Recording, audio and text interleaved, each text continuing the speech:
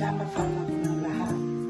Ang mga sangkap, carrots, patatas, sibuyas, bawang, at celery, at meron din ako yellow paper. Lagyan ko natin muna ng pampasarap na no chicken. At lang yung gisa-gisa. Hanggang sa parang laluto lamang muna kaunti dahil pag binalot po ito, ay marami. At ang iba ay ilalagay ko. Ngayon ito, ang kami ay madali yung masira.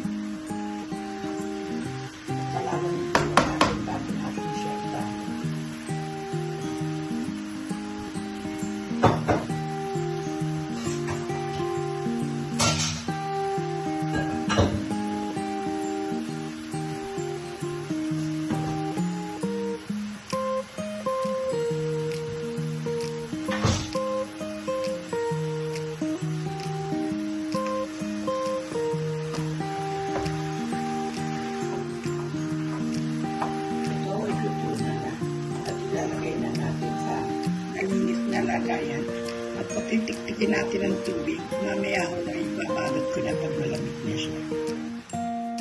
Sinasalan ko na siya sa malinis na lagayan at ating palalamitin. At malamig na siya bago natin ibalot na lalagyan natin ng ito para po siya mag-bind.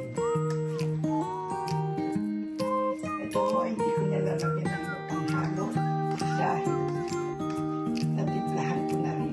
Ibabalot na lang natin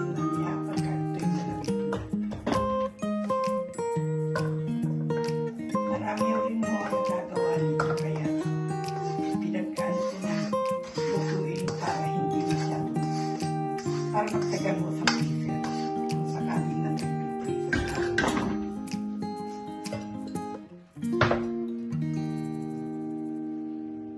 Nabango ho gawa ng celery. Nabango niya gawa ng kanyang celery ay bumango ng gusto. Luto na ang lahat ng mga ibabalot natin, palalamigin ko na natin. At mamaya ho ay babalikan natin yan. Kamayaw ko na siya, lalagyan natin ng itlog. Pagsisilog ang binding niya. Yan ang patitikin natin ng sabaw. At ito ang gagamitin natin mamaya para sa kanya. Ito ang gagamitin na pambalot. Ito ang gagamitin kong pambalot sa lumpiang maliliit.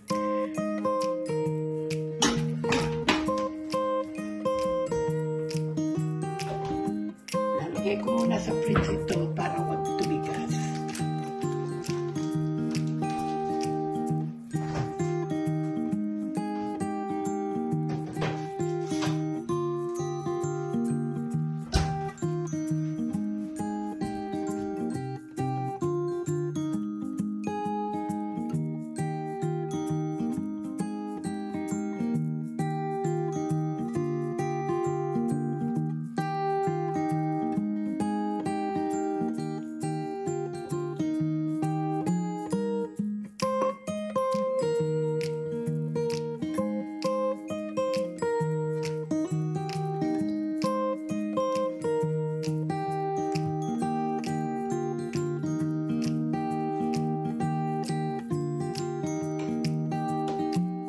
Ganito ang pagbabalot ay seared na seared talaga. Kanya lang, medyo may katagalan din. Hindi katulad ng isang pagbabalot. Kanya lang, ito ay talagang seared na seared. Walang lalabas na kahit na ano. Subok ko na ho ito ganito pagbabalot. Pero minsan ang ginagawa ko, hinahati ko rin.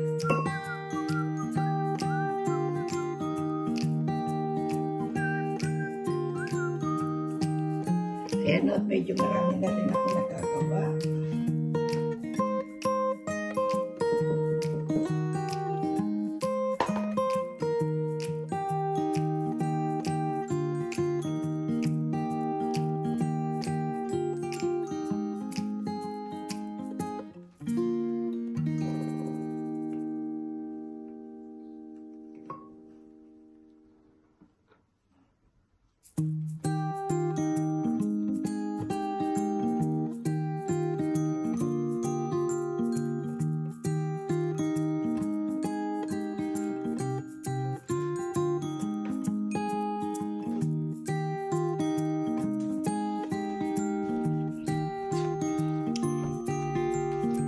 Ito na ho ang mga finished product ko na nagawa ko lahat sa ating nilutong lumpiang Shanghai.